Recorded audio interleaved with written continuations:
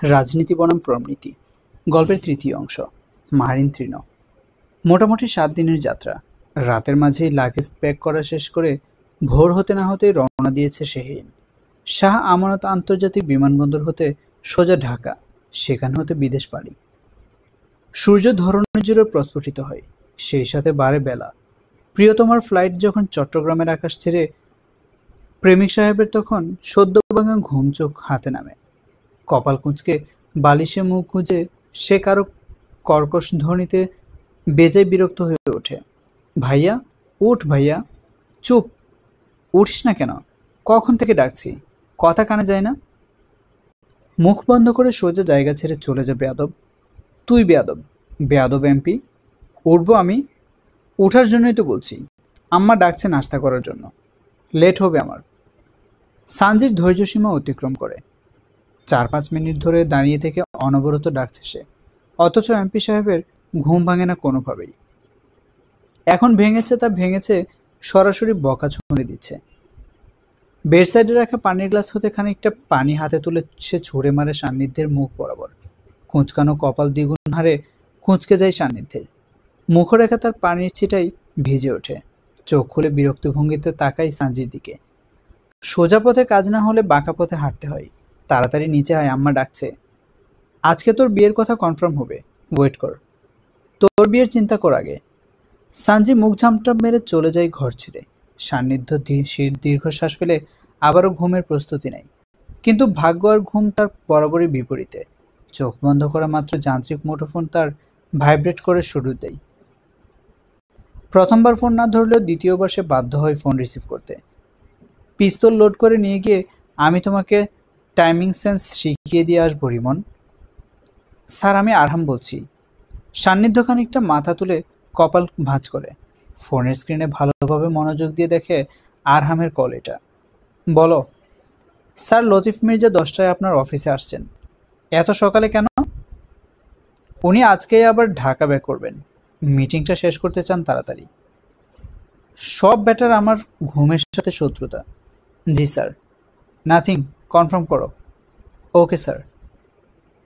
8:20, 8:25, অবশেষে 8:30 ঘরে ঘড়ির কাঁটা প্রবেশ করলে ঘুম থেকে উঠে সান্নিধ্য। তবে উঠলেও চোখে তখনও ঘুমের রেশ খানিকটা লেপটানো। ফোনে কিছু গুরুত্বপূর্ণ মেল চেক করে সে সরাসরি চলে যায় ফ্রেশ হতে। আজকে এমনিতে লম্বা কাজের শিডিউল রয়েছে তার, বিশেষ করে বিকেলবেলাতে। সবগুলো কাজের মধ্যে অতীব গুরুত্বপূর্ণ কাজ বলে কথা। তেলে ভাজা আলু পরোটার উপর চিনি ছড়িয়ে দিয়েছে তাসিন। 2 হাত ডুবিয়ে ছিঁড়ে খুঁড়ে পরোটার জানের অবস্থা বেহাল দশা। আধা ঘন্টা হলো সে খেতে বসেছে। এক টুকরো করে মুখে নিয়ে লম্বা সময় ধরে চিবিয়ে খাচ্ছে। আর এসব কিছু যে তার স্কুলে না যাওয়ার বাহানা, সেটা খাওয়ার টেবিলে উপস্থিত সবাই প্রায় জানে। সে ইচ্ছাকৃতভাবে দেরি করছে যেন স্কুলের সময়টা অনায়াসে পার হয়ে যায়। তবে এক্ষেত্রে তিথিও ছেলের প্রতি বিশেষ নজরদারি করে রেখেছে। 9টা বাজলেই টেনে টুনে সে নিয়ে যাবে স্কুলে, এতে খাওয়া হোক বা না হোক। সান্নিধ্য কি নাস্তা করবে না? সেটা তোমার ছেলেকেই জিজ্ঞেস করো গিয়ে বাবা। তার চোখে ঘুমই তো ভাঙে না। প্রতিদিন আমাকে অ্যালার্ম বাজাতে হয়। অ্যালার্ম বাজানো ভালো কাজ তো, এটাও এক ধরনের শারীরিক ব্যায়াম। সানজি খেতে খেতে বড় ভাইয়ের দিকে চোখ সরু করে তাকাই, নিরস গলায় বলে, এসব শারীরিক ব্যায়াম আমার লাগবে না। আমার গলা এমনিতেই পরিষ্কার আছে। আমি এই চাকরি থেকে রিজাইন দিলাম। তোমার ছোট ভাইকে বলে দিও বেতন যেন পরিশোধ করে। কিসের বেতন? বারে, এই যে কষ্ট করে যে ডাকি, এটা কাজ নয়? এটাতেও বেতন থাকতে হবে? ভাবি, ভাইয়াকে বোঝাও তো দেখি। তিথি শ্বশুর সাহেবকে খাবার সার্ভ করে যত সামান্য হেসে প্রত্যুত্তর দেয়, তোমাদের ভাই বোনের হিসেব তোমরা ভালো বোঝো। তবে এটা ঠিক, এত কষ্ট করে যেহেতু ডেকেছ, পারিশ্রমিক পাওনাটা বৈধ। আমিও তো চাচ্চুকে একদিন ডেকেছিলাম, তাহলে আমার বেতন কোথায় মামনি? তুমি বেশি কথা বলো না, সব খেয়ালে আছে আমার। তাড়াতাড়ি খাওয়া শেষ করে রেডি হও, স্কুলে যেতে হবে। বাবা, আমার পেটে ব্যথা। তাসিন, এসব পুরনো হয়ে গেছে, নতুন কিছু ট্রাই কর বেবি। মানে সান্নিধ্য তাসিনের পিঠ চাপড়ে চেয়ার টেনে বসে। এতক্ষণে তার আসার সময় হলো। অন্যদিকে এমপি সাহেবের আগমনে শাহজাহান সাহেব এবং নাজনীন বেগম চোখে চোখে অব্যক্ত ভাষা বিনিময় করেন। শাহজাহান সাহেব চোখের পাতা ফেলে আশ্বস্ত করেন স্ত্রী সাহেবাকে। ইয়ো সানি, তুমি একটা শিখিয়ে দাও, বিয়ে কর। তাসিন খাওয়া ছেড়ে অসহায় চোখে তাকায় তার চাচ্চুর দিকে। ভাঙা কণ্ঠে বলে, আমি তো বিয়ে করতেই চাই, কিন্তু ইয়ো পানি তো আমাকে বিয়ে করে না। বাচ্চা মানুষকে এসব কানপড়া না দিয়ে নিজে সেই চিন্তা করলে খুশি হতাম। সান্নিধ্য রুটির সাথে ডাল ভাজি নিয়ে খাওয়া শুরু করে। মায়ের কথায় মাথা নাড়িয়ে সায় জানাতে জানাতে বলে, অতি শীঘ্রই নিজের একটা ব্যবস্থা করে ফেলছি, চিন্তা করো না তোমরা। কি ব্যবস্থা? তুমি যেটা বুঝালে। নাজনীন বেগম ছেলের ভাবসাব সঙ্গে পেঁচানো কথা সহজভাবে ধরতে পারেন না। মুখ কালো করে স্বামীর পানে তাকাতেই শাহজাহান সাহেব কণ্ঠ পরিষ্কার করে বলেন, এঙ্গেজমেন্টের কথা চলছে সামনের সপ্তাহে। অন্বেষার সঙ্গে কথা বলে নিও। অন্বেষার এঙ্গেজমেন্ট? বাহ, ভালো তো। বেবি মান কি? সত্যি তোর কপালটাই খারাপ। বাজে কথা বন্ধ করো। তোমার সঙ্গেই অন্বেষার এঙ্গেজমেন্ট হবে। সান্নিধ্য আরেকটা রুটির সঙ্গে অল্প একটু সবজি তুলে নেয় প্লেটে। বেশ মনোযোগে নাস্তা খেতে থাকে সে। বাবার কথার কোনো প্রতিক্রিয়া জানান না দেখে উপস্থিত সবাই তাদের খাওয়া থামিয়ে তার দিকে চেয়ে থাকে। এমপি সাহেবের সঙ্গে শান্ত শব্দটা একদমই বেমানান। পরিবারের কারোই সেটা বোধগম্য হয় না। সান্নিধ্য খাওয়ার মাঝে এক পলক তাকিয়ে দেখে আগন্তুক হয়ে তাকে দেখছে সবাই। ভ্রুদয় বাঁকা করে জিজ্ঞেস করে, কি হয়েছে? কিছু হয়নি। এঙ্গেজমেন্ট সামনে তোর, রেডি থাক। হুম। নাজনীন বেগম ছেলের রাজি রাজি মনোভাব দেখে মুখে লেপ্টে থাকা আধার দূর করেন। সন্তুষ্ট চিত্তে স্বতঃস্ফূর্ত হাসি হেসে বলেন, আমার ছেলে রাজি না হয়ে পারে? আপনি ওদের ডেট ফিক্সড করতে বলুন তাহলে। আর দেরি করতে চাই না। এখনই? হ্যাঁ, এখনই। শাহজাহান সাহেব পকেট হতে ফোন বের করেন। রাজ্জাক সাহেবের নাম্বার ডায়াল করে কল করার পূর্ব মুহূর্তে কি ভেবে হাত থামিয়ে দেন। সান্নিধ্যের দিকে এক পলক তাকিয়ে পরিষ্কার কণ্ঠে বলেন, সান্নিধ্য, ডেট ফিক্সডের কথা কিন্তু কনফার্ম করছি। আল্লাহর হস্তে পরে যেন কোনো ঝামেলা করো না। ঝামেলা আমার আপন খালাতো ভাই বাবা। মানে? মানে ঝামেলা ছাড়া আমি চলতে পারি না। শাহজাহান সাহেব স্থির দৃষ্টিতে ছেলের দিকে তাকিয়ে থাকেন কিছুক্ষণ। অতঃপর হতাশার নিঃশ্বাস ছেড়ে ডায়াল করা নাম্বার কেটে পকেটের ফোন ঢুকিয়ে নেন। কি হলো? ফোন পকেটে রাখলেন কেন? তোমার ছেলেকে বলো। এসব কি হচ্ছে? আমাকে দয়া করে একটু বলবে? সান্নিধ্য, কেন এমন করছো? আম্মা কিন্তু ভীষণ রাগ করছেন তোমার উপরে। অন্বেষা এত ভালো একটা মেয়ে, ওকে বিয়ে করতে তোমার কি সমস্যা বলো তো? তিথির কথায় সান্নিধ্য কোনো জবাব দেয় না। সে তার কাজে মত্ত থাকে। খাওয়া প্রায় শেষ হয়ে এসেছে, এখনই উঠে যাবে। কিছু একটা বলবে তো? রাতে একটু স্পেশাল কিছু তৈরি করে রেখো ভাবি, আমার পার্সোনাল গেস্ট আসার সম্ভাবনা রয়েছে। Special guest for special dish? কে আসবে? আসলেই দেখতে পাবে। দুপুরে বাসায় আসবে না? না। সান্নিধ্য খাওয়া শেষ করে উঠে যায়। সরফরাজ এক নজর সেদিকে তাকিয়ে সানজির দিকে দৃষ্টিপাত করে বলে, খাওয়া শুরু করো। তুই যেটা ভেবেছিলি আমিও সেটা ভেবেছিলাম। এখন ক্লিয়ার হলো এমপি সাহেব এত ভালো কোনো কালেই ছিল না যে এক বাক্যে কোনো কথায় রাজি হবে। সহমত ভাইয়া। আমি তো চমকে গিয়েছিলাম এক মুহূর্তে ওর কথা শুনে। সানির যেহেতু রাতে গেস্ট আসবে, তাহলে আমি আজকে স্কুলে যাব না বাবা। চাচুর গেস্টের সাথে তোমার কি কাজ বাবা? অনেক কাজ, তুমি বুঝবে না। সরফরাজ তিথির কড়া চাহনি দেখে খাওয়া ছেড়ে উঠে পড়ে। ছেলেকে টেনে বের করে কোলে তুলে নিয়ে বলে, আমাকে আর মারিস না বাবা, চল স্কুলে যাই। বাবা, আমার টয়লেট এসেছে। স্কুলে অনেক টয়লেট আছে, যেটাতে খুশি যাস। দরকার হলে সবগুলো টয়লেটেই ট্রায়াল দিস। তবুও স্কুলে চল। সদরঘাট, বেলা 10টা। এমপি সাহেবের কার্যালয়টি কর্ণফুলী নদীর তীর ঘেঁষে সদরঘাটে অবস্থিত। তৃতীয় তলা বিশিষ্ট উঁচু এই বিল্ডিংয়ে সান্নিধ্যের নিজস্ব অফিস কক্ষটির স্থান পড়েছে দ্বিতল ভবনে। কক্ষটি প্রশস্ত, পরিপাটি এবং আধুনিক ডিজাইনে ঘেরা। দেয়ালে সুসজ্জিত করে টানানো রয়েছে বাংলাদেশের মানচিত্র সহ বিভিন্ন গণ্যমান্য ব্যক্তির ছবি। জানালার পাশে ভারী ক্রিম রঙের কার্পেটের ঢাকা মেঝেতে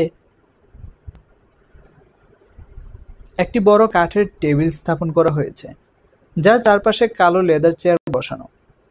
টেবিলের এক কোণে বাংলাদেশের জাতীয় পতাকা ও অন্য কোণে একটি ছোট বইয়ের স্ট্যান্ডে সংবিধান ও কিছু গুরুত্বপূর্ণ নথি সজ্জিত।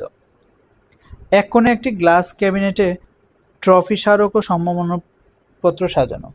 দেয়াল ঘেঁষে একটি সোফা সেট রাখা আছে, যেটা নির্ধারিত থাকে অতিথিদের বসার জন্য।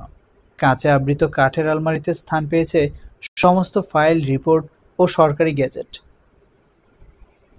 লতিফ মির্জার মিটিংটা পিছিয়ে দুপুরের পরে চলে গিয়েছে। এর মাঝে এসেছে অন্য একটা প্রকল্পের কাজ। এই মুহূর্তে অফিসে উপস্থিত রয়েছেন স্থানীয় সরকারের ইঞ্জিনিয়ার, পৌরসভার একজন কর্মকর্তা এবং তার একান্ত সচিব। ধীর হাতে ফাইল ঘাটাঘাটি করে দেখছে এমপি সাহেব। নির্বিঘ্নে কয়েকটা পৃষ্ঠা উল্টিয়ে গম্ভীর কণ্ঠে বলে, এই রাস্তাটা তো 2বার মেরামতের টেন্ডার হয়েছে, কাজ শেষ হচ্ছে না কেন? প্রতি মাসে কমপ্লেন আসে পানিতে ডুবে যায়, গর্তে দুর্ঘটনা হয়, এটা কি গ্রহণযোগ্য? ইঞ্জিনিয়ার মাহবুব সাহেব ধীর কণ্ঠে প্রতি উত্তর দেয়, স্যার, প্রকল্পটির ঠিকাদারি প্রতিষ্ঠান গ্রিন ভিউ কনস্ট্রাকশন পেয়েছিল, কিন্তু তাদের কাজের গতি খুবই ধীর। খুবই ধীর? জি স্যার। আপনার কোনো ব্যবস্থা নেননি? আমরা নোটিশ দিয়েছি স্যার। নোটিশে কি হয়? শুধু কাগজে কলমে চালান দেওয়া। মাঠে গিয়ে তদারকি করছেন না কেন? পৌরসভার কর্মকর্তা রফিক নবুজ হেসে বলে, স্যার, আসলে বৃষ্টির মৌসুমে কাজ বন্ধ থাকে, তারপর বাজেট রিভিশন। সান্নিধ্যের চোয়াল শক্ত হয়ে ওঠে। তীক্ষ্ণ চোখ জোড়ায় তাকিয়ে রাগান্বিত কণ্ঠে বলে, বাজেট রিভিশন? টাকার অজুহাত? এই রাস্তার জন্য 2 কোটি টাকা বরাদ্দ ছিল। টেন্ডার দেওয়ার সময় ঠিকাদার বলেছিল 6 মাসে শেষ করবে, এখন 1 বছর পার। স্যার, সমস্যা হলো মূল ঠিকাদার সাব কন্ট্রাক্টরদের উপর ছেড়ে দিয়েছে। তারা নিম্নমানের ম্যাটেরিয়াল ব্যবহার করে। আমরা টেস্ট করলে পাস করছে না। টাকাটা পকেটে ঢুকছে, কাজ হচ্ছে না। এটা কি দুর্নীতি না অদক্ষতা? রফিক সাহেব এমপি সাহেবের গরম মেজাজে কিছুটা ভীত হন। বিপরীতে চাপা গলায় বলেন, স্যার, স্থানীয় ওয়ার্ড কাউন্সিলর সাহেবের লোকজনও এই প্রকল্পে জড়িত। তাদের চাপে আমি আসলে ভালো হতে চাই, কিন্তু আপনাদের কারণে ভালো হতে পারি না, বুঝতে পেরেছেন? একটা কিছু হলেই তো অভিযোগ আমার দিকে ছুঁড়তে সময় নেন না আপনারা। কিন্তু নিজেদের কাজের কোনো ঠিকানা নেই। আপনাদের কাজও আমাকে দেখতে হয়। সব যদি আমাকেই করতে হয়, তাহলে আপনাদের আমি ছুটি দিয়ে দিই। ছুটি নিয়ে নিন, কেমন? সরি স্যার, আসলে আসল নকল বাদ দিন। আপনাদের কথা আমি শুনতে চাই না। আজই একটি তদন্ত কমিটি গঠন করুন। ঠিকাদার, ইঞ্জিনিয়ারিং টিম এবং ওয়ার্ড কাউন্সিলের সবার জবাবদিহি নিব আমি। জি স্যার। সান্নিধ্য চেয়ার ছেড়ে উঠে দাঁড়ায়। টেবিল চেপে খানিকটা ঝুঁকে ধারালো স্বরে বলে, ইঞ্জিনিয়ারিং টিম সাইট পরিদর্শন না করেই শুধু কাগজে রিপোর্ট লিখে দেয়, আর আপনারা সেটা নিয়ে আমার কাছে নাটক করতে আসেন। ধান্দাবাজি বন্ধ করুন। আমার সঙ্গে অন্তত ধান্দাবাজি করতে আসবেন না। 7 দিনের মধ্যে একটি অডিট রিপোর্ট চাই আমার। যদি দুর্নীতির প্রমাণ মেলে, যে পকেটে টাকা ভরা হয়েছে সেই পকেট কাটতে আমি 1 সেকেন্ড সময়ও নিব না, মনে রাখবেন। আর এই রাস্তা 1 মাসের মধ্যে শেষ করুন, নতুন ঠিকাদার দিয়ে। জি জি স্যার। দুপুর 3টা। স্থানীয় সরকারের প্রকল্পের কাজটার মোটামুটি সমাধা করে সান্নিধ্যের লাঞ্চ কমপ্লিট হয়। পকেট হতে ফোনটা বের করে সে তার শেহরিন নামক বকুল ফুলকে এক পলক দেখে নেয়। বকুল ফুলের মতোই মিষ্টি সুবাসিত ঘ্রাণে সে নিমগ্ন চোখে তাকিয়ে দেখে থাকে। মেয়েটাকে দেখলেই এই রাগী মানুষটার মন গলে নরম হয়ে যায়। ভিতরটা তার অন্যরকম ভালো লাগাই প্লাবিত হয়ে ওঠে। ঠোঁটের কোণে ফোটে সূক্ষ্ম হাসি। দরজায় কড়া নাড়ার শব্দ হয়। আরহাম সম্মানসূচক দৃষ্টিতে তাকিয়ে বলে, স্যার, লতিফ মির্জা সাহেব ওয়েটিং রুমে এসে বসেছেন। ভিতরে আসতে বলবো কি? 1 মিনিট পরে। জি স্যার। সান্নিধ্য একটা মিটিংয়ের মধ্যে দ্রুত ফোন লাগায় রিমনকে। কয়েক সেকেন্ডের মাঝে অপর পৃষ্ঠ হতে আসে প্রতিউত্তর, তুমি একটু পরেই বের হবে। 5:30টার মধ্যে শেহরিনকে নিয়ে আসবে। কোনো প্রবলেম যেন না হয়। আমি মিটিংয়ে থাকব, তবে ফোন খোলা থাকবে, আপডেট জানাবে। Okay sir. লতিফ মির্জা বয়োজ্যেষ্ঠ ভদ্রলোক মহোদয়। পরনে পরিপাটি ধূসর স্যুট। সঙ্গে রয়েছেন 2 সরকারি সহকারী এবং একজন আইনজীবী এবং একজন প্রকল্প ব্যবস্থাপক। কক্ষে প্রবেশ করে হাসি মুখে করমর্দন করেন এমপি সাহেবের সাথে। Please take seat. প্রারম্ভিক কথাবার্তা সম্পন্ন হয়। সবকিছুর খোঁজ খবর খবরাখবর নেওয়া শেষে চলে যায় তারা মূল কথায়। লতিফ মির্জা সাহেব হালকা গলায় বলেন, আমাদের তরুণদের জন্য কারিগরি প্রশিক্ষণ খুব জরুরি। সরকারি বেসরকারি অংশীদারিত্বে এই প্রকল্পটি কি বাস্তবায়ন করা যায় না? ভালো উদ্যোগ। ইতিমধ্যে যুব উন্নয়ন মন্ত্রণালয়ের অধীনে এমন ফান্ড আছে। আমি সংশ্লিষ্ট মন্ত্রীর সাথে কথা বলে টেন্ডার প্রক্রিয়া ত্বরান্বিত করতে পারি। তবে স্থান নির্বাচন ও স্থানীয় কমিউনিটির সমর্থন নিশ্চিত করতে হবে, আর সেই কাজটা আপনাকে করতে হবে। আমি নিজেই কমিউনিটির নেতাদের সংগঠিত করব। আপনি শুধু প্রয়োজনীয় প্রশাসনিক সমর্থন দিন। গত ৩ বছর ধরে আমি আমার কাজটা সম্পন্ন করতে পারছি না। আপনার মতো সবাই এমন আশ্বাস দেয় এমপি সাহেব, বাট গদি পেলে সব ভুলে যাই। সান্নিধ্য কিঞ্চিত হেসে ফোনে আসা মেসেজের দিকে তাকিয়ে দেখতে দেখতে বলে, কিন্তু আপনারা তো তাদেরকে পছন্দ করেন বেশি। তোষামোদ করতে তো বাকি রাখেন না। যেমন এই যে কাজ হাসিলের জন্য আমাকে এত তোষামোদ করছেন সামনাসামনি, কিন্তু আড়ালে গেলেই এমপি সাহেব ২ নাম্বার। টাকায় ডুবে থাকে, কাজের কাজ কিছু করে না। লতিফ মির্জা প্রত্যুত্তরে বেশ কিছু কথা বলতে শুরু করেন। এক নাগাড়ে পুরো রাজনৈতিক হালচালের বিচার বিশ্লেষণ অবধি করে ফেলেন, কিন্তু এমপি সাহেবের কানে সেসব কথা পৌঁছায় না। তার সম্পূর্ণ মনোযোগ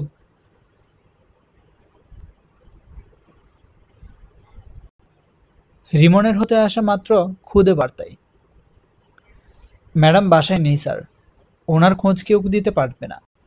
আর সবচেয়ে অবাক করার বিষয়, শেহরিন বলতে নিকুঞ্জ মহলে কেউ নেই বা থাকে না, এমনটাই জানিয়েছেন এই বাসার দারোয়ান। সান্নিধ্য পলকহীন চোখে তাকিয়ে দেখে, খুদে বার্তার একটা শব্দও তার বোধগম্য হয়ে ওঠে না। প্রথমত, শেহরিন কোথাও এভাবে হুট করে যেতেই পারে না। দ্বিতীয়ত, ঠিকানা ভুলের তো কোনো চান্স নেই। সানজি তো মিথ্যা কখনোই বলবে না তাকে। দ্রুত হাতে টাইপিং করে সে খুদে বার্তার পাল্টা জবাব লিখে, দারোয়ানকে ছেড়ে ওই বাসায় যারা আছে তাদের সাথে কথা বলো। বাসায় কেউ নেই স্যার, বাসায় লক, কক্সবাজার গিয়েছেন সবাই। তাহলে শেহরিনও কক্সবাজার গিয়েছে। সিম্পল একটা জিনিস পেঁচিয়ে দিচ্ছ কেন? স্যার সত্যি বলছি, দারোয়ান নিজ মুখে বলেছে শেহরিন নামে কাউকে সে চেনে না, এবং এই বাসায় শেহরিন নামে কেউ থাকে না। সান্নিধ্যের কপালের ভাঁজগুলো ধীরে ধীরে দৃশ্যমান হতে থাকে। ফোনের দিক হতে তার দৃষ্টি সরে না। এমপি সাহেবের ফোনের পানে গভীর মনোযোগ দেখে লতিফ সাহেব গলা খাঁকারি দেন। সুস্পষ্ট কণ্ঠে বলেন, আপনি কি শুনতে পাচ্ছেন আমার কথা এমপি সাহেব?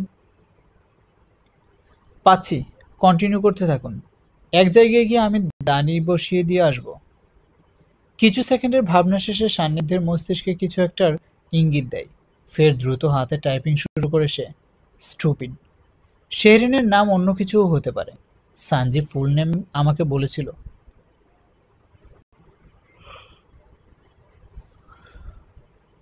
কিন্তু এই মুহূর্তে আমার মনে পড়ছে না। জিজ্ঞেস করো। স্যার অনিভা? শেহরিনই হয়তো অনিভা। অন্য কেউই তো হতে পারে স্যার। বাড়িওয়ালারও মেয়ে আছে।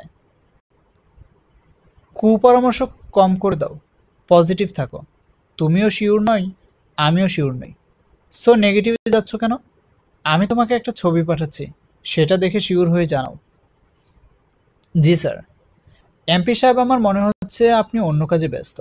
আমি শুধু শুধুই বলে যাচ্ছি, আপনি হয়তো কিছুই শুনছেন না।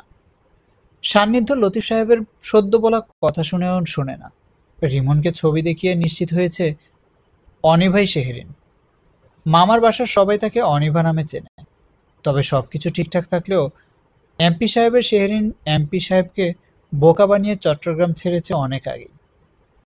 Excuse me. সান্নিধ্য বসা ছেড়ে উঠে দাঁড়ায়। অবস্থা তার দফা রফা। ফোনের দিকে দৃষ্টি নিবদ্ধ করে লতিফ সাহেবকে ধীর গলায় বলেন, আমি আমার সচিবকে বলে দিচ্ছি আগামী সপ্তাহে এই কাজটা নিয়ে প্রাথমিক মিটিং ডাকা হবে। আপনার সাথে যৌথভাবে আমরা এই প্রকল্প বাস্তবায়ন করব।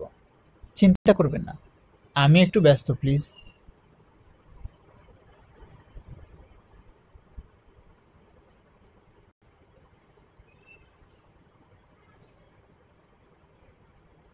লতিফ সাহেব সান্নিধ্যের মাঝে এলোমেলো ভাব দেখে আর কিছু বলেন না। বেশ কিছুক্ষণ হলেই বুঝতে পারছেন এমপি সাহেবের মন এবং মনোযোগ দুটোই অন্যদিকে। মনে হয় না পরের একটা কথাও তিনি শুনেছেন। শুনলে এভাবে চুপচাপ মুখে কুলু পেটে থাকতেন না। চুপ থাকার মানুষের নয়। মুখনিসৃত ধারালো বাণীতে একদম ঘায়াল করে দিতে সর্বদা প্রস্তুত থাকে সে। যাই হোক, মানুষটা যে খুব একটা সুবিধা গোছের নয়, এটা মোটামুটি সবাই জানে। লতিফ সাহেবেরও বহির্ভূত নয়। তাই বিনা বাক্যে মাথা নাড়িয়ে উঠে পড়েন তিনি। সৌজন্যমূলক হাসি হেসে বিদায় নেন এমপি সাহেবের থেকে। কক্সবাজার যাও। স্যার, ম্যাম কক্সবাজার যায়নি, ঢাকা গিয়েছে। ঢাকা কোথায় বাসা সেটা জানা নেই। কক্সবাজার ওর মামার থেকে ঠিকানা নিয়ে আসো।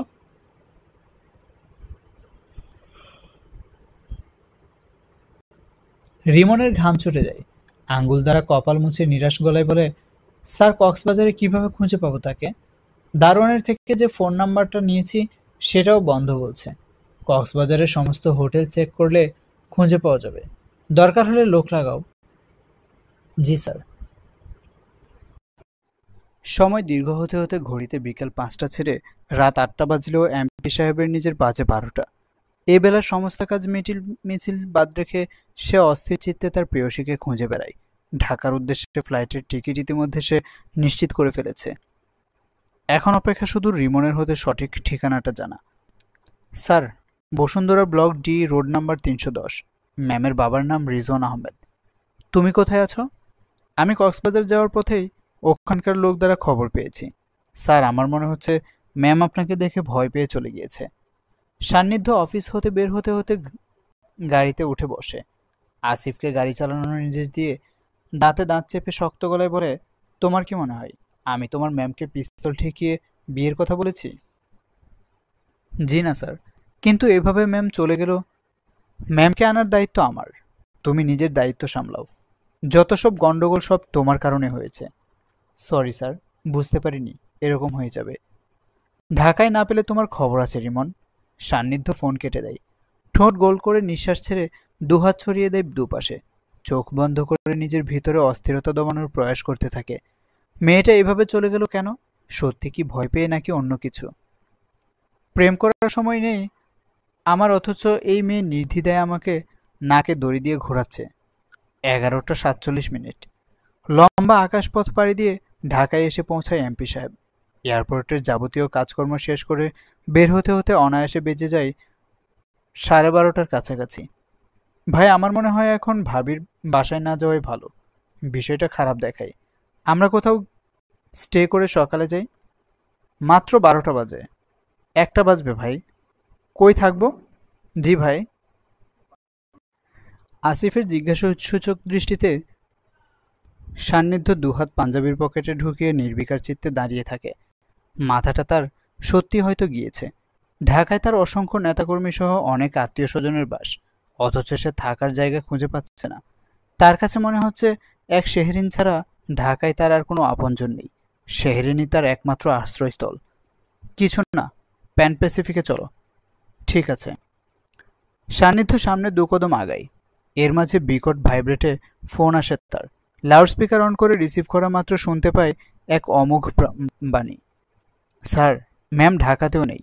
উনি মালয়েশিয়ায় গিয়েছেন ওনার বাবার সাথে। সান্নিধ্যের দৃষ্টি স্থির হতেই আসিফের আত্মা শুকিয়ে যায়। নির্বিশেষ চাহনিতে তাকিয়ে শুকনো গলায় বলে, ভাই, মালয়েশিয়ার ভিসার মেয়াদ আপনার 2 মাস আগেই শেষ হয়ে গিয়েছে। আর আপনি মালয়েশিয়া গেলেও ভাবি হয়তো ততক্ষণে ইন্দোনেশিয়া চলে যাবে। ঘড়ির কাঁটায় তখন মধ্যরাত। ঢাকা শহরের যানজটের তীব্র শব্দ তখনও বিদ্যমান। সান্নিধ্য ফোন বন্ধ করে পকেটে রেখে গাড়ির সঙ্গে হেলান দিয়ে দাঁড়ায় ক্লান্ত শরীর। কপালে জমা মৃদু মৃদু ঘামের কণা চিকচিক করছে। দুহাত বুকের সঙ্গে ভাঁজ করে সে গভীর দীর্ঘশ্বাস ফেলে। অদূরে দৃষ্টি মেলে নির্মেদ কণ্ঠে বলে, একবার দেশে আসো শুধু, সোজা তুলে নিয়ে আসবো। Kuala Lumpur, Malaysia. সন্ধ্যা 6টা। প্যাভিলিয়ন মলের বিশাল কাঁচের গম্বুজ ভেদ করে পরন্ত সূর্যের শেষ আভা এসে ঠিকরে পড়ে শেহরিনের গায়ে। প্রাণচঞ্চলা মুখরেখা তার তপ্ত গরমে ঘেমে উঠেছে। পরনে হালকা ক্রিম ট্রাউজার, সাথে সুতোয় বুনন করা বেগুনি রঙা টপস, গলায় ঝোলানো ফ্লোরাল প্রিন্টের স্কার্ফ। বিদেশি মাটিতে আজ তার 3 দিন হতে চলেছে। কালকে ভোর 6টায় বাংলাদেশের উদ্দেশ্যে ফ্লাইট। দেখতে দেখতে কিভাবে যে দিনগুলো পার হয়ে গেল ভেবে পায় না শেহরিন। দূরদৃষ্টিতে তাকিয়ে নিভৃতে তার দীর্ঘশ্বাসের আওয়াজ পাওয়া যায়। দেশের মাটিতে পা দিতে দিতে আবারও বাবার সঙ্গে লম্বা বিচ্ছেদ তৈরি হওয়ার সময় ঘনীভূত হয়ে আসছে। আবারও সেই যান্ত্রিক জীবনে জড়াতে হবে। একাকিত্বের পাহাড়ে নিজেকে ঠাঁই করে দাঁড়াতে হবে হাজার লোকের ভিড়ে।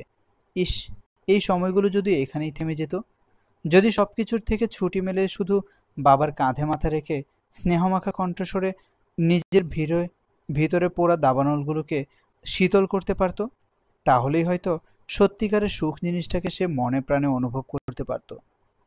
মা, ছুটি হলো? রিজওয়ান সাহেবের মেয়ের অভিমানী কণ্ঠে মৃদু হাসেন। আজ 3 দিন হলো এসেও তেমন একটা সময় বের করতে পারিনি মেয়ের জন্য। একসাথে অনেকগুলো বিজনেস মিটিং ডিল করতে করতে সময় কোথায় দিয়ে পালিয়ে গিয়েছে তার ইয়ত্তা খুঁজে পাননি তিনি। রাগ হয়েছে কি বাবার উপরে? রাগ করা, রাগ ভাঙানোর সুন্দর মুহূর্ত উপভোগ, এগুলোর জন্য অনেক সময় প্রয়োজন বাবা। সময়ের কাছে আমি ভীষণ অসহায়। তুমি কি জানো তোমার মামুনি চলে যাওয়ার পর থেকে তুমি অনেক ধৈর্যশীল হয়ে উঠেছ?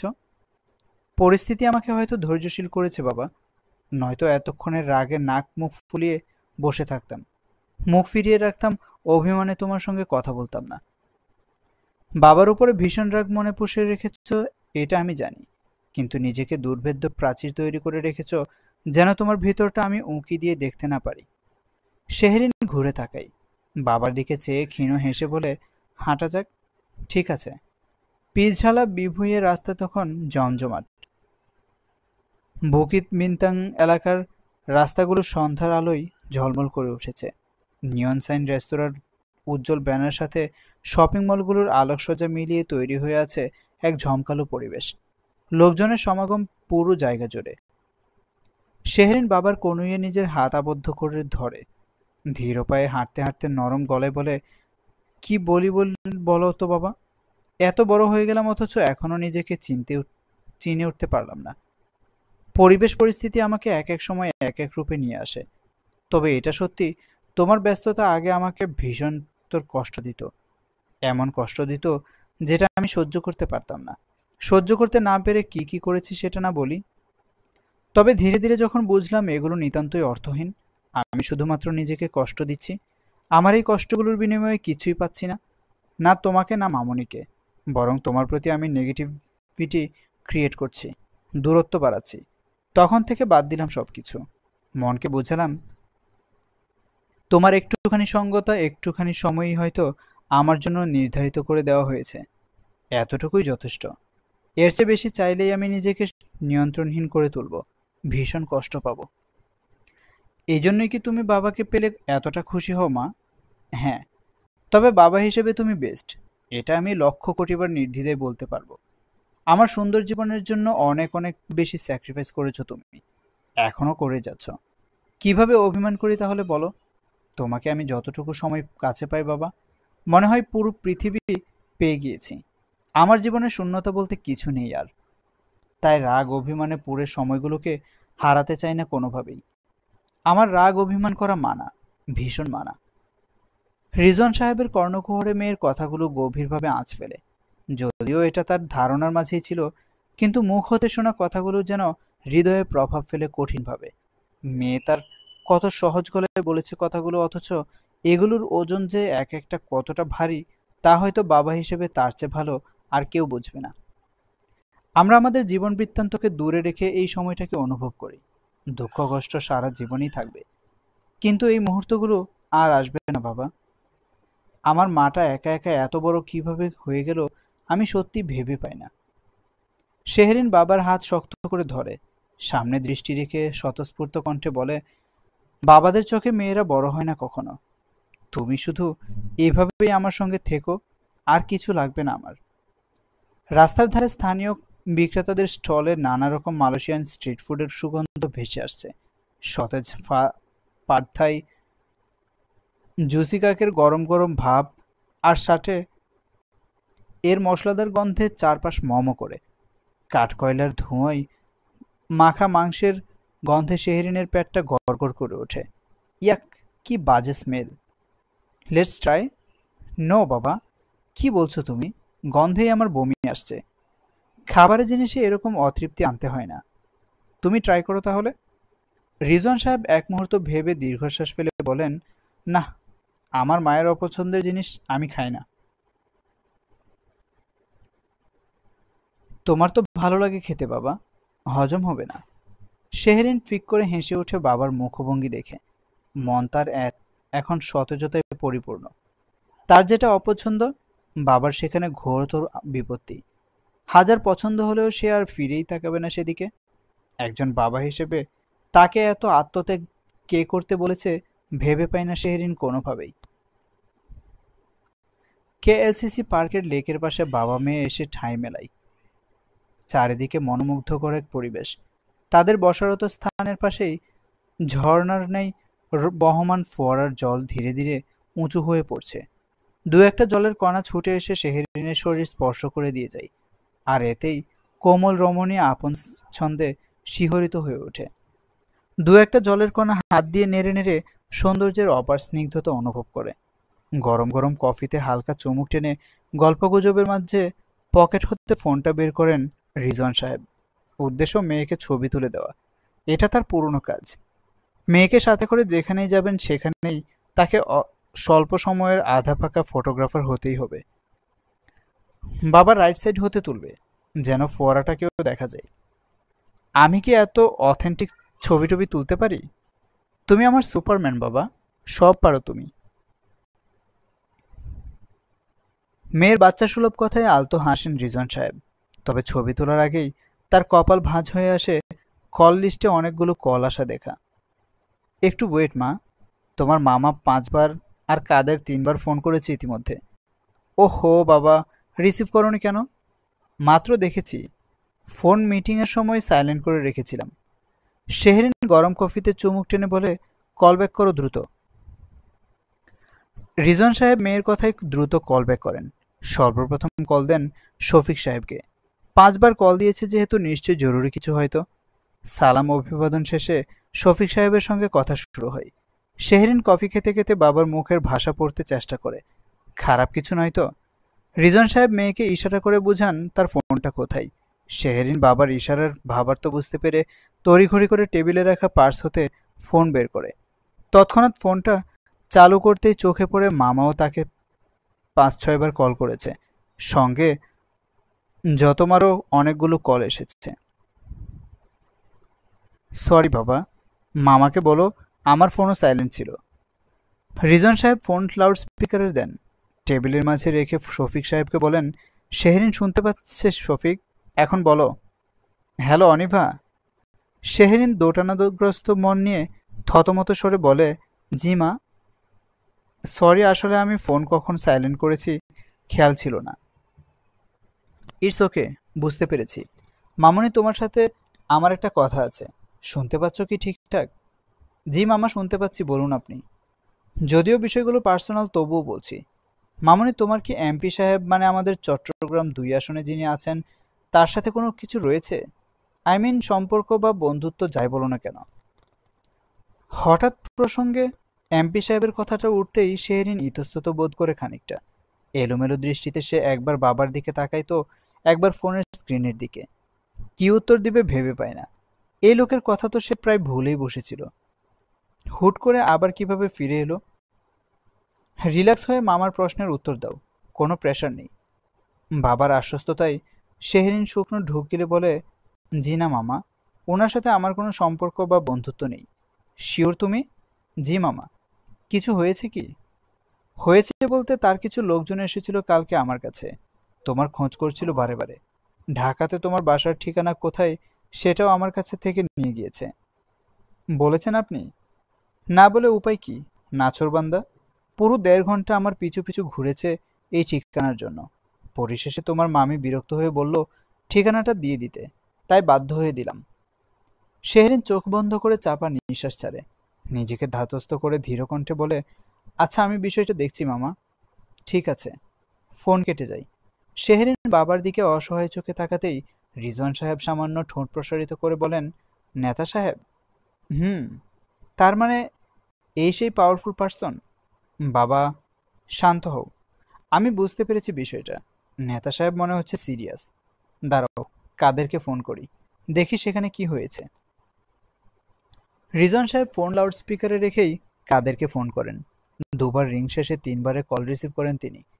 প্রথমে বাসার সবকিছুর খোঁজখবর নেওয়া শেষে এমপি সাহেবের প্রসঙ্গ টানতেই কাদের নিজ হতে গড়গড়িয়ে বলে, ভাই সাহেব, প্রথমে রাত 11টার সময় একজন আয়শা অনিভা মায়ের খোঁজ নিয়ে গেছে। পরে ঠিক রাত 2টার সময় এক সুন্দর চেহারার পোলা আয়শা আবারও অনিভা মায়ের খোঁজ করে গেছে। অনিভা মায়ের হের কি হয় বলে কিছু বলেছে?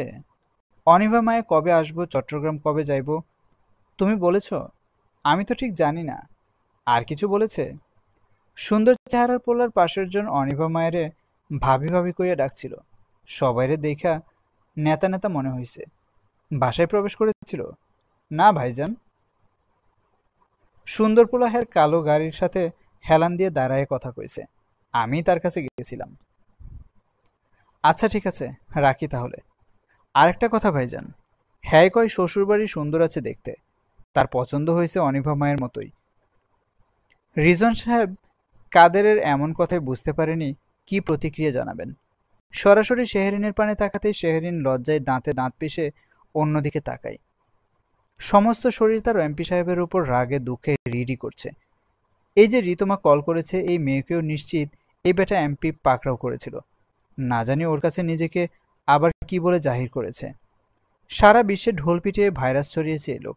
ছি ছি, মান সম্মানগুলোকে এইভাবে ফালুদা করার কি খুব দরকার ছিল? রিজন সাহেব মেয়ের অস্বস্তি দূর করতে কণ্ঠস্বর পরিষ্কার করেন। নরম গলায় বলেন, ছেলেটার তো দেখছি অনেক সাহস। অবশ্য পলিটিক্যাল পার্সনদের সাহস একটু বেশিই হয়। তবে আমার ধারণাকে সে পুরোপুরি মিথ্যা প্রমাণ করেছে। আমি ভেবেছিলাম তোমার অনুপস্থিতিতে সে হয়তো তোমাকে ভুলে যাবে। এখন তো দেখছি পুরো দুনিয়া জুড়ে তল্লাশি চালিয়ে খুঁজেছে তোমাকে। বাবা রাজনীতি করতে করতে ওনার মাথা গিয়েছে, তাই এসব উদ্ভট কাজ করেছে। একেবারে উদ্ভট বলেও উড়িয়ে দিতে পারছি না, কেননা কক্সবাজার লোক লাগিয়ে খুঁজে বের করেছে তোমার মামাকে।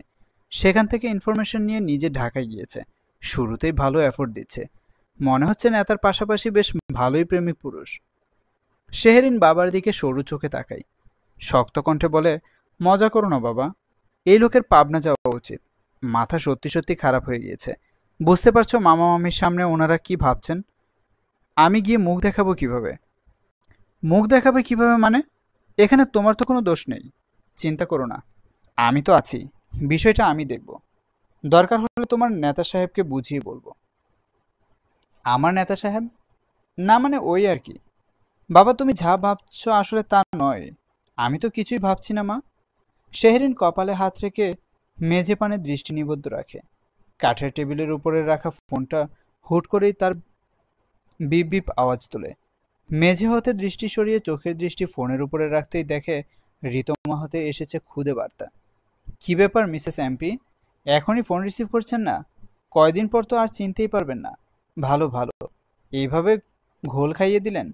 যাই হোক, তলে তলে এত কিছু রিতমা জানালো না কোনো কিছুই। লম্বা দীর্ঘশ্বাসে বিড়বিড় করে ঠোঁট নাড়ে শেহরিন। বাবাকে এড়িয়ে ক্ষীণ কণ্ঠে বলে, শুধু একবার চট্টগ্রামে পৌঁছতে দিন এমপি সাহেব। বিনা মশলায় আপনাকে যদি রান্না না করে খেয়েছি তাহলে আমার নামও শেহরিন নয়। রাত 12:15, সুখনিবাস। লম্বা শাওয়ার শেষে ওয়াশরুম হতে বের হয় সান্নিধ্য। পরনে তার ছাই রঙের নেক ত্রুটি শার্ট, সঙ্গে কালো ট্রাউজার।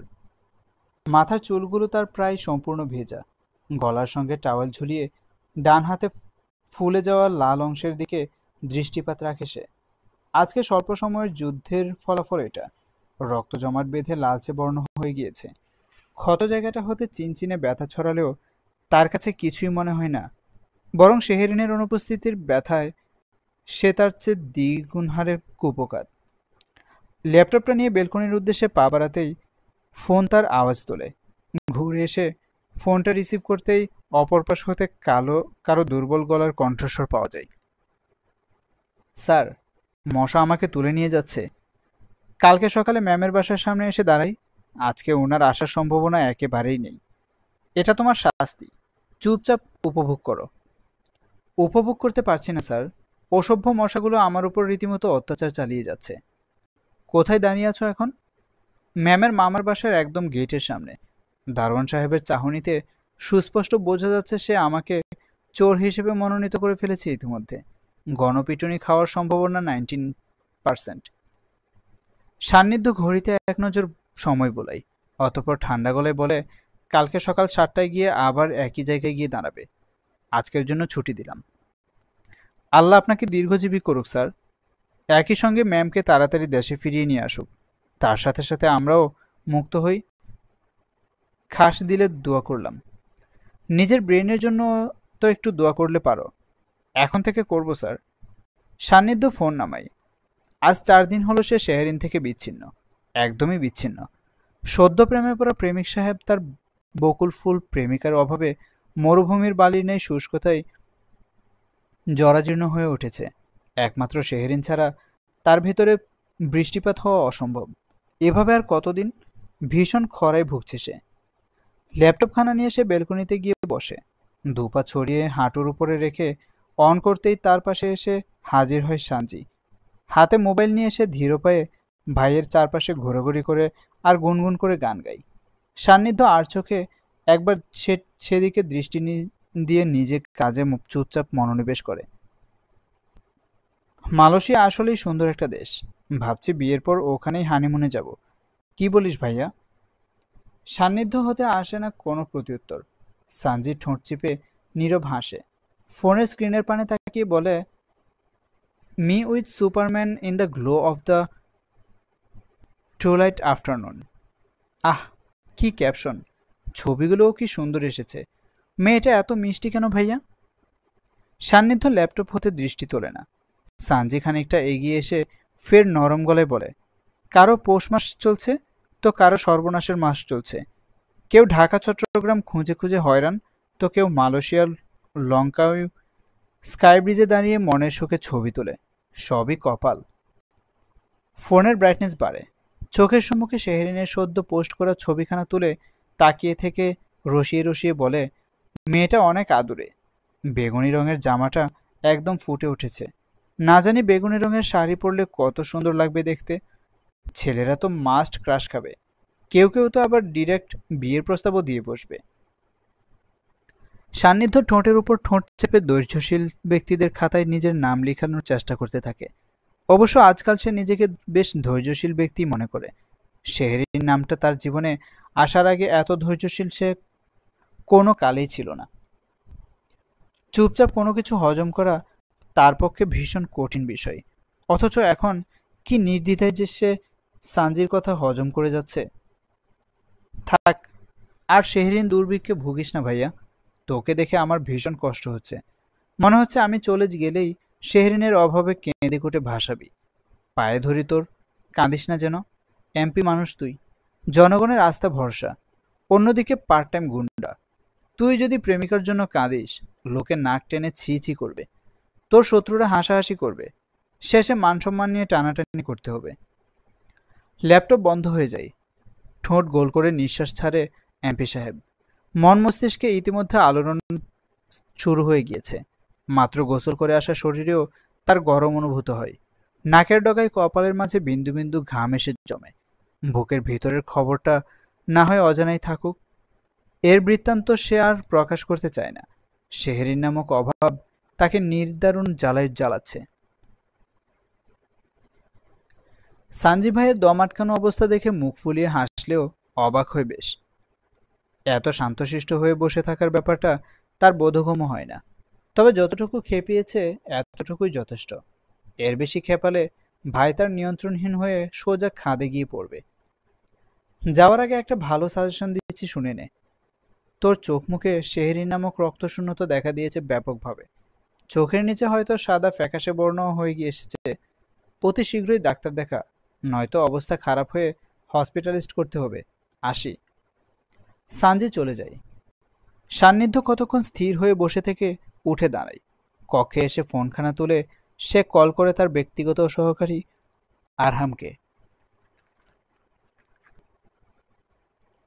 চুয়েটে আর কোনো সমস্যা আছে কি? জি না স্যার।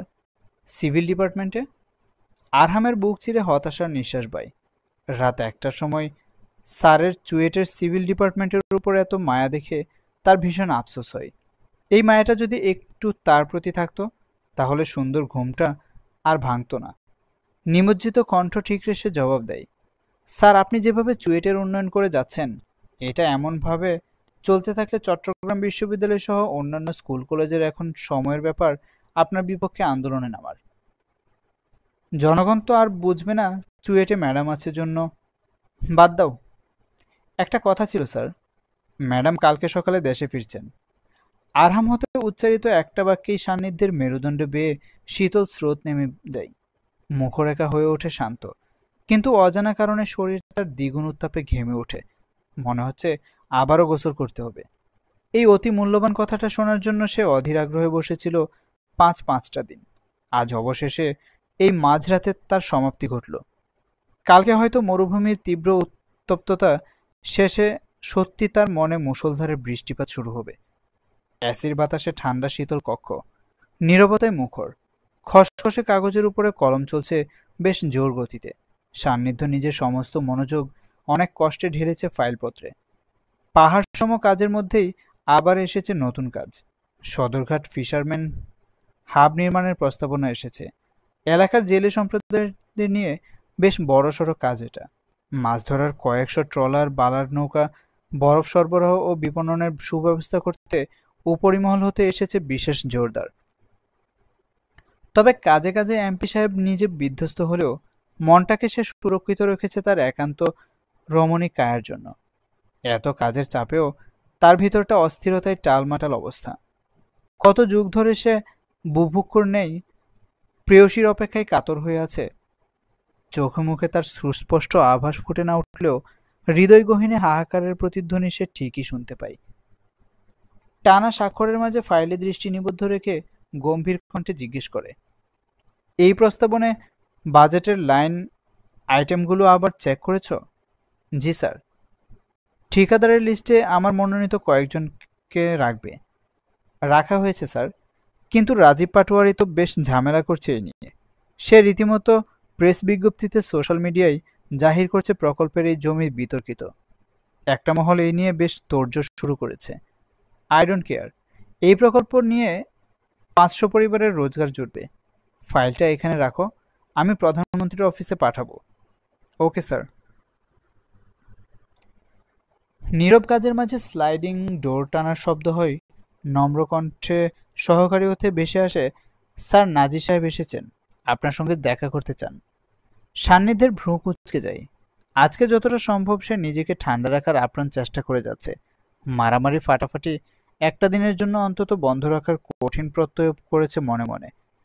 কিন্তু এইসব খ্যাঁকশিয়াল নেতাদের আগমনের কারণে তার প্রত্যয় ঠিক থাকে কিনা সন্দেহ। নাসির চৌধুরী তার দীর্ঘদিনের রাজনৈতিক প্রতিপক্ষ। চট্টগ্রাম 2 আসনের দুজনের দ্বন্দ্ব পুরো জেলায় জ্বালামুখীর মতো। সান্নিধ্য আরহামের দিকে তাকাতেই আরহাম কণ্ঠ নামিয়ে বলে, স্যার, বিষয়টা আমি হ্যান্ডেল করে আসছি, আপনি এটা নিয়ে ভাববেন না। ভেতরে আসতে বলো। স্যার, আসতে বলো। উপায়ন্তর না পেয়ে আরহাম স্যারের হয়ে অনুমতি দেয়। কিছুক্ষণের মাঝে নাসির চৌধুরী প্রবেশ করতেই বাতাসে বয় টান টান উত্তাপ। দলীয় নেতাকর্মীদের মধ্যে হতে 3 জন তার সঙ্গে অফিস কক্ষে উপস্থিত হয়। নাসির সাহেব আসন গ্রহণ করে ঠান্ডা গলায় বলেন, সালাম নেবেন না এমপি সাহেব? কি দরকার? দরকার তো অনেক কিছু, কোনটা রেখে কোনটা বলি। সান্নিধ্য বিরক্তিতে মুখ তুলে তাকায়। কলম থামিয়ে স্থির দৃষ্টিতে তাকিয়ে বলে, যে কোনো একটা বলুন, সবগুলো শোনার সময় নেই আমার। তোমার লোকজন গতকাল আমার কর্মীদেরকে পিটিয়ে হাসপাতালে ভর্তি করেছে। এটা কিসের রাজনীতি? রাজনীতি? আপনার লোকজনই তো আমার পেছনে লেগেছে। নাসির চৌধুরীর চোখ লাল হয়ে ওঠে। কর্কশ গলায় তেড়ে উঠে বলেন, মিথ্যে অভিযোগ। তুমি চট্টগ্রামকে নিজের জমিদারি ভাবো? পুলিশ প্রশাসন সব কিনে রেখেছ? জমিদারি না, জনসেবা। আমি পুলিশ প্রশাসন কিনে রাখলে আপনার চট্টগ্রামে ছাড়ার 1 বছর হয়ে যেত। রাজনীতিতে তোমার চেয়ে বয়স বেশি আমার, টক্কর দিতে এসো না। ক্ষমতা পেয়েছো 5 বছরের মাত্র, এর মধ্যে 2 বছর প্রায় শেষ, আছেই আর 3 বছর। তারপরে কিন্তু এত জবান ফুটবে না। আমার কর্মীদের গায়ে হাত আমি বরদাস্ত করব না। খেলা না জানলে খেলতে আসবেন না। রাজনীতি করবেন আর মার খাবেন না, এই ভাবনা ভুলে যান। আপনার লোক আমার লোকদের মেরেছিল গত মাসে, কালকে তারা সুযোগ পেয়েছে মেরেছে। আর কিছু? নাসির চৌধুরীর চোখে আগুনের রেশ দেখা যায়, চোয়াল শক্ত হয়ে ওঠে। গর্জিত সুরে বলেন, এমপি সাহেব, বেশি বাড়াবাড়ি করো না। একদম ঘাড় ভেঙে মাটিতে মিশিয়ে দিতে সময় নিব না। আমার দিকে আঙ্গুল নামাও এখনো সময় আছে। 5 বছর কিন্তু এই গদিতে বসে পূর্ণ করতে পারবা না।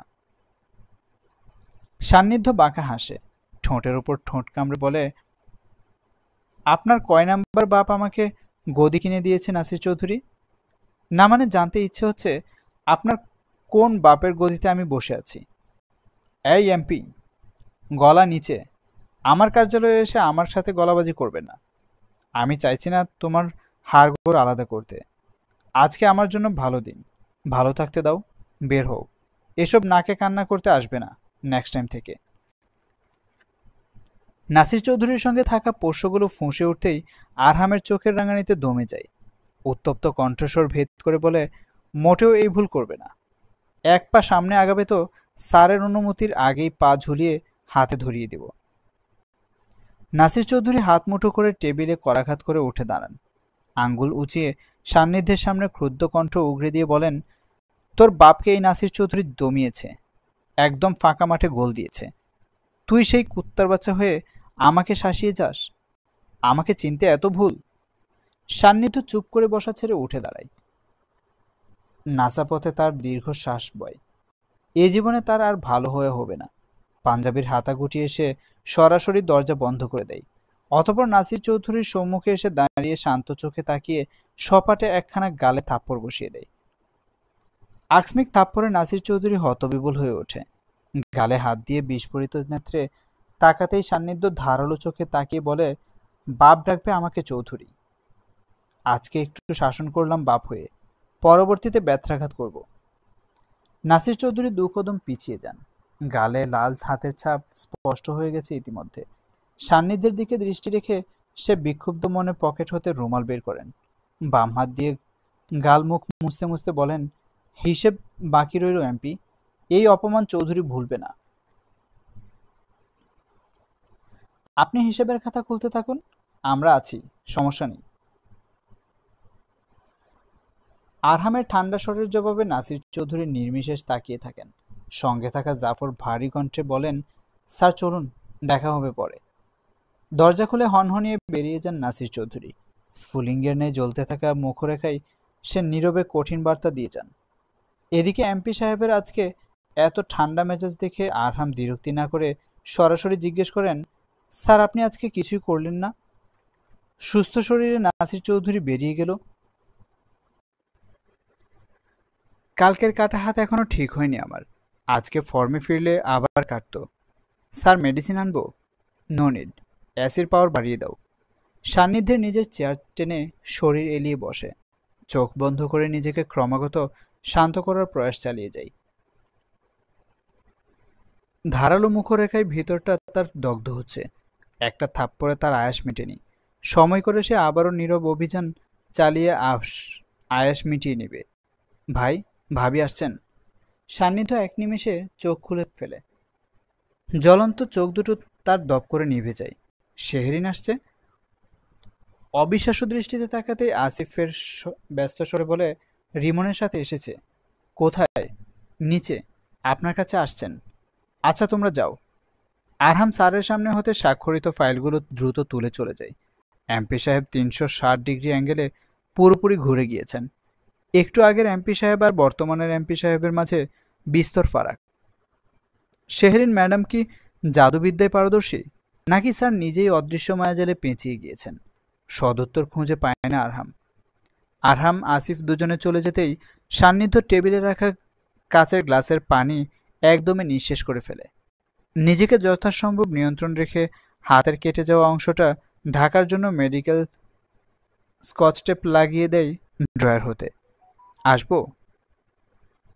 সান্নিধ্য দৃষ্টি তুলে না সম্মুখ দরজার পানে। হাতের স্কচ টেপটা ঠিকঠাক লাগিয়ে নিতে নিতে স্নিগ্ধ কামিনীর কণ্ঠস্বরে মাতো হয়ে বিড়বিড় করে বলে, আপনার জন্য পারমিশন শব্দটা উৎখাত করা হলো। সব সময়ের জন্য সর্ব জায়গায় উন্মুক্ত। শুনতে পাচ্ছেন? ভিতরে প্রবেশের অনুমতি কি পেতে পারি? আসো। শেহরিন তীক্ষ্ণ দৃষ্টিতে সান্নিধ্যের পানে তাকিয়ে ভিতরে প্রবেশ করে। চোখে মুখে তার দীর্ঘ জার্নির ক্লান্তিকর রেশ ছেয়ে আছে। কাঁধ ছেড়ে যাওয়া খোলা চুলগুলো হতে কিছু চুল মুখ জুড়ে ঘটিয়েছে বিচরণ। আপনার সঙ্গে কিছু কথা আছে আমার। বসো। শেহরিন চেয়ার টেনে সান্নিধ্যের সম্মুখে বসে। স্নিগ্ধ মুখরেখায় তার শক্ত চাহনি বজায় রেখে থমথমে গলায় বলে, সমস্যা কি আপনার? কোনো সমস্যা নেই। বাড়াবাড়ি করে ফেলছেন না? সারা দুনিয়া জুড়ে আমাকে খোঁজ করার মানে কি? সান্নিধ্য চোখ তুলে তাকায়। রাগিনী কান্তার মুখ তার নজরদারিতে পড়তেই বুকের বাঁ পাশটায় হঠাৎ মেঘহীন কালবৈশাখী ঝড় ওঠে। রক্ত চলাচল বেড়ে যাওয়া শরীরে। খানিক সেকেন্ড পলকহীনভাবে তাকিয়ে থেকে দীর্ঘদিনের চোখের তৃষ্ণা মিটাই সে। আপনাকে আমি কিছু জিজ্ঞেস করেছি। খোঁজ না করার কারণটা বলো। আপনার সঙ্গে আমার খোঁজ করা বা রাখার কোনো সম্পর্ক নেই। তুমি আমাকে উত্তর না দিয়েই বিদেশ পাড়ি দিয়েছিলে কেন? শেহরিন দাঁতে দাঁত চেপে নিজেকে নিয়ন্ত্রণ করে কঠিন স্বরে বলে, আপনার প্রশ্নের উত্তর আমার আগেই না। এটা আমি সেদিনই বলে দিয়েছি। আপনার তার ছেঁড়া মাথায় যদি সেটা না ঢুকে, তার দায়ভার কি আমার? অবশ্যই দায়ভার তোমার। কিভাবে? তুমি না করছো কেন? কারণ আপনাকে আমার পছন্দ নয়। সান্নিধ্য বুকের সাথে হাত ভাঁজ করে শেহরিনের দিকে তাকিয়ে মৃদু হাসে। শীতল চোখে তাকিয়ে বলে, তোমার আমাকে পছন্দ করতে হবে না। আমি তোমাকে পছন্দ করি, এটা দিয়েই হবে। একজনের পছন্দ নিয়েই আপাতত বিয়েটা করি, তারপরে বাকি সবকিছু। চুপ। আপনাকে আমি মেরে ফেলবো। 13 দিন আগেই মেরে ফেলেছ। ভুল হয়েছে, আসার সময় একটা স্টিক সঙ্গে আনা উচিত ছিল।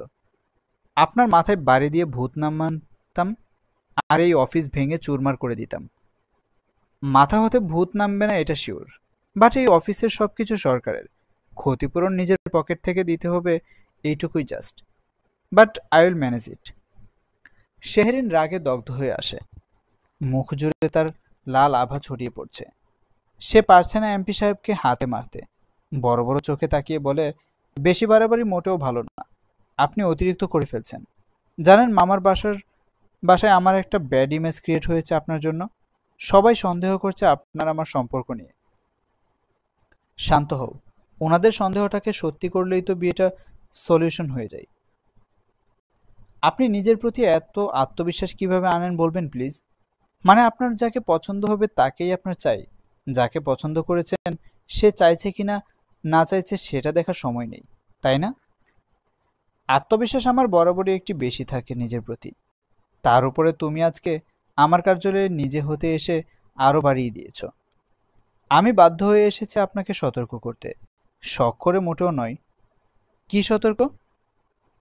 দেখুন, আপনাকে আমি ভালোই ভালোই ভালো করে বলছি, এসব পাগলামি বন্ধ করুন। আমি রাজনীতি মোটেই পছন্দ করি না। পুরো চট্টগ্রাম জুড়ে অনেক মেয়ে আছে, তাদের ভিতর হতে কাউকে পছন্দ করে বিয়ে করে ফেলুন। চট্টগ্রামে না হলে Bashundhara D block road number 310-এর হোয়াইট রঙের বাসায় যে মেয়ে থাকে তার খোঁজ করুন, তাই তো? শেহরিন ক্ষুরধার দৃষ্টিতে তাকায় সান্নিধ্যের দিকে। কপালের শিরাগুলো তার জেগে উঠেছে স্পষ্টভাবে। গ্লাসে যদি এই মুহূর্তে পানি থাকতো, বিশ্বাস করুন, সত্যি আপনার মুখে আমি নিক্ষেপ করতাম। সান্নিধ্য হাতের ভাঁজ ছেড়ে পাঞ্জাবির হাতা গুটিয়ে ঘড়িতে এক পলক সময় দেখে নেয়। শান্ত কণ্ঠে বলে, সেজন্য পানি আমি আগেই খেয়ে ফেলেছি। কি করলে আপনি আমার পিছু ছাড়বেন? বিয়ে করলে। ট্রাস্ট মি শেহরিন, যদি বিয়ে করতে রাজি হও তাহলে তোমার পিছু একদম ছেড়ে দেব। আর কখনো তোমার পিছু নিব না। মালয়েশিয়া, ইন্দোনেশিয়া, হংকং যেখানেই যাও না কেন, মোটেও চিরুনি অভিযান চালাবো না। শেহরিন হাত মুঠো করে চেপে ধরে নিজেকে দমায়। আর কত রাগ তুলবে সে? এই লোককে আর কিভাবে বললে বুঝবে সে? পৃথিবীতে শেহরিন কি একটাই আছে? পৃথিবীতে হাজারটা শেহরিন রয়েছে, বাট আমি যাকে ভালোবাসি সেই শেহরিন শুধু একটাই আছে, তাও এই মুহূর্তে আমার সামনে বসে। এর মধ্যে ভালোবাসাও হয়ে গেল। সান্নিধ্য আলতো হেসে টান টান হয়ে বসে। অতঃপর খানিকটা শেহরিনের দিকে ঝুঁকে নরম গলায় বলে, তোমার 6টা দিনের অনুপস্থিতি সহ্য করা আমার জন্য ভীষণ দুর্বিষহ ছিল। কতটা দুর্বিষহ সেটা আর না বলি। সম্পর্কের শুরুতেই এমন দূরত্ব সৃষ্টি করে ফেলেছিলে যার ইফেক্টে তোমার প্রতি আমার কঠিন ভালোবাসা হয়ে গিয়েছে। বিয়ে ছাড়া এটা থেকে বের হওয়ার কোনো উপায় নেই। আপনি হাজার চেষ্টা করলেও আমি আপনার প্রেমে সাড়া দিচ্ছি না। দুঃখিত। তোমার কিছুই করতে হবে না। শুধু আমার ভালোবাসাটাকে সহ্য করো। শেহরিন স্থির দৃষ্টিতে তাকিয়ে থাকে সান্নিধ্যের দিকে। বাবা ঠিক বলেছে, সত্যি তার অনেক ধৈর্য। না হলে এতক্ষণ ধরে সে এই ব্যক্তির সামনে কিভাবে বসে আছে? আপনাকে বুঝিয়ে লাভ নেই। যা খুশি করুন আপনি। তবে শেহরিনও তার কথা হতে সরবে না। একটু বোঝার চেষ্টা করো। নাটক সিনেমার মতো নায়ক হয়ে তোমার পিছনে যে একটু ঘুরঘুর করে মানানোর ট্রাই করব, ওইটুকু সময়ও আমার হাতে নেই। আমার হাতে মাথায় ভীষণ কাজের চাপ।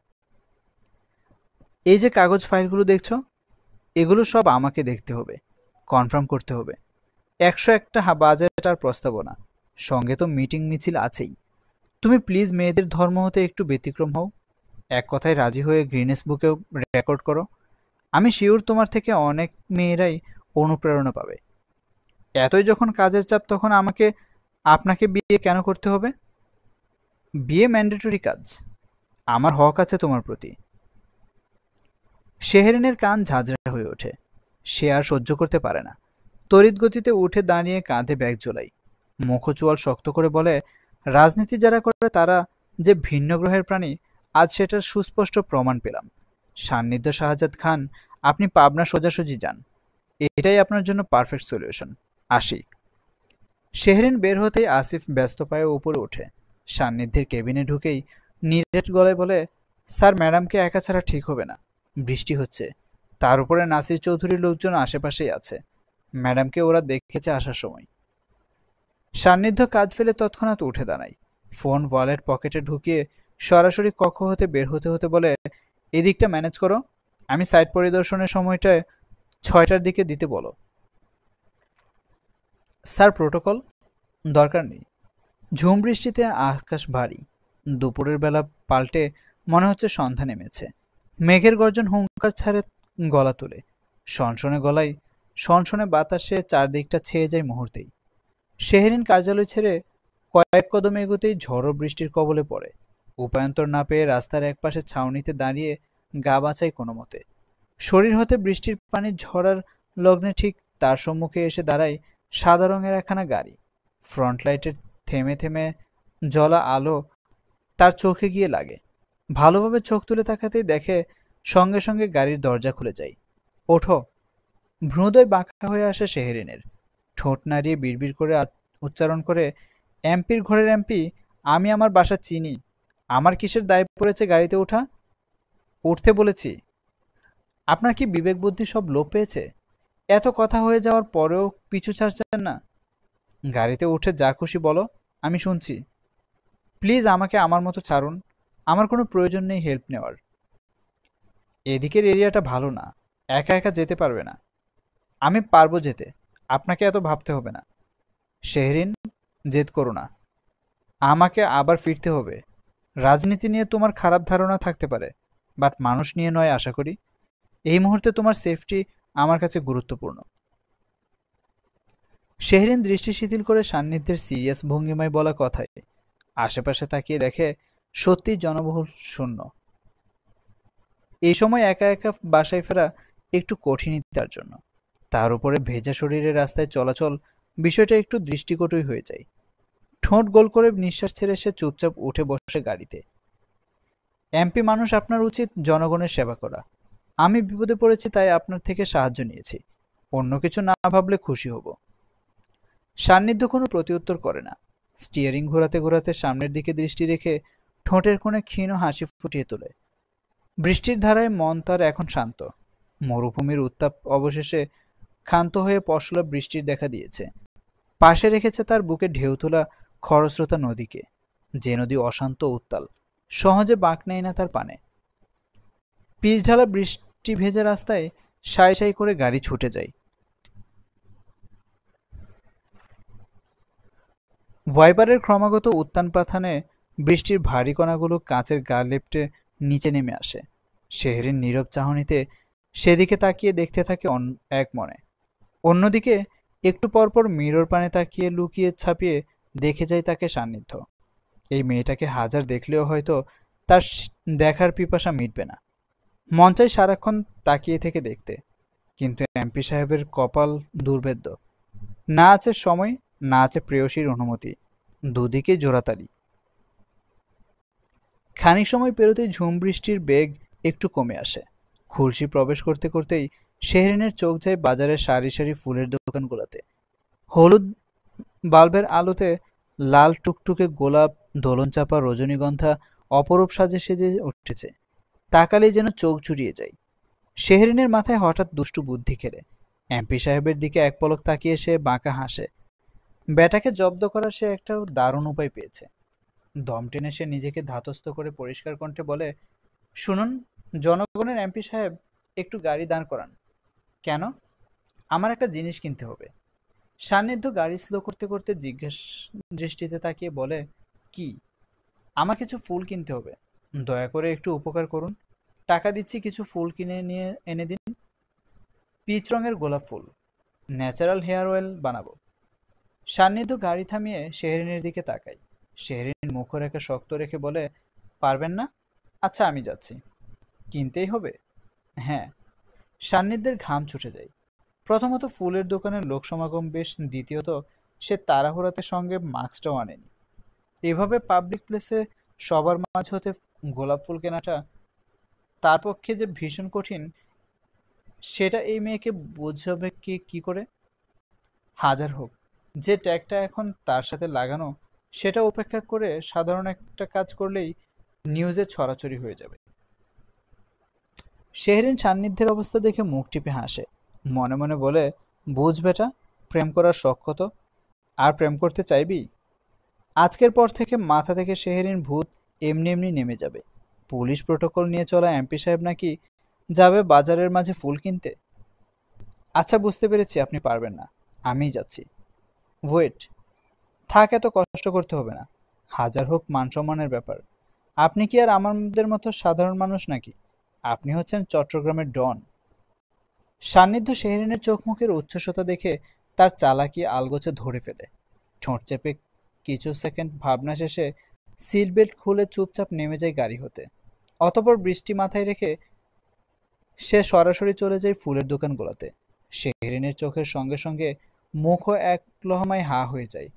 এমপি সাহেবের ফুল কিনতে যাওয়ার বিষয়টা তার কাছে অবিশ্বাস্য লাগে। তার পুরোপুরি ধারণা ছিল উনি যাবেন না, যাওয়ার কথাও নয়। কিন্তু সান্নিধ্য যথাসম্ভব দ্রুত পায়ে এসে দাঁড়ায় ফুলের দোকানে। আশেপাশের মানুষ তার দিকে উজবুকে নেই, তাকিয়ে থাকলেও সেদিকে বিশেষ একটা নজর দেয় না সে। পকেট হতে ওয়ালেট বের করতে করতে হ্যাংলা পাতলা ছেলেটাকে বলে, সবগুলো গোলাপ কত? MP sir? ভাই ডাকাডাকি পরে করিস, গোলাপগুলো তাড়াতাড়ি দে। স্যার আর দোয়ানো তাইসন, বিত্তা ফুন সব ফিরা।